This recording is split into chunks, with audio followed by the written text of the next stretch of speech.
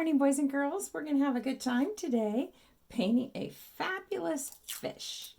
So first thing you want to do is we're going to open our fish's mouth over here. We're going to make a nice big fish to fit our page. So angle up and angle down. And then we're going to give him some cute little fish lips. So when we start at the end here, we're going to go up first and into the corner.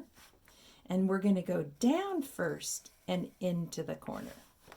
Now, we want to have enough room for a really cool tail. So we're going to go ahead and put a dot here where the tail fin would go. And then this will give me a lot of room for the tail. So I just went straight across, added a dot, and I want to make a nice rounded curve and end at the end of the lip.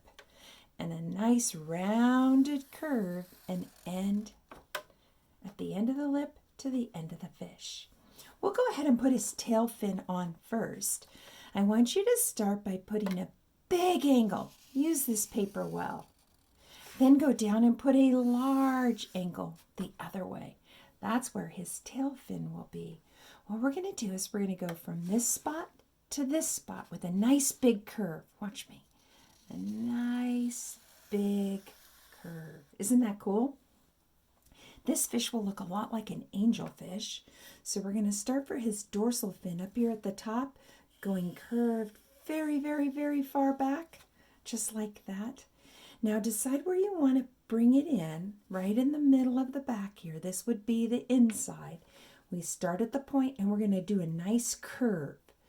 Curve to that spot. Isn't that a cool fish fin? Our next two will curve at the bottom and curve at the bottom, just like this. And then we'll just curve another smile to his belly, another smile to his belly. To make this fish look super happy, we would like a nice big eyeball. Now, realistic fish eyes, the pupil is right in the middle, but I like to make mine look a little more animated, like a cartoon fish. So I'm going to do a nice big pupil here. Now, if you're using crayons, you could just fill that in with black. You could also leave a second ring here if you would like to add color to the eye. Now, if you're going to use a marker to fill it in, I think it looks cuter if you leave a little white circle that looks like the shine in his eye. You could give him a little eyebrow like this, or maybe some cute little eyelashes like that. So there's our cute little fish. The next thing we're going to do is his pectoral fin, which is right up here. And you want to leave an open space. So angle and angle. Notice these don't touch each other. Okay? And then from here to here, we're going to do another curve. Watch. Another curve, just like that. And you could go ahead and add a few little lines going to the center for his gills. Now, I like it to look like he has really cool fish scales, so I'm going to make U shapes on its side. So what that means is I'm going to go U, U. Isn't that cool? Skip a space, U, U, U. Now, if you have more room, you could put 3 up here or less room. That part doesn't matter. And I'm just going to continue this by making these curve shapes all going the same way. What a cool design on that fish. Very fun.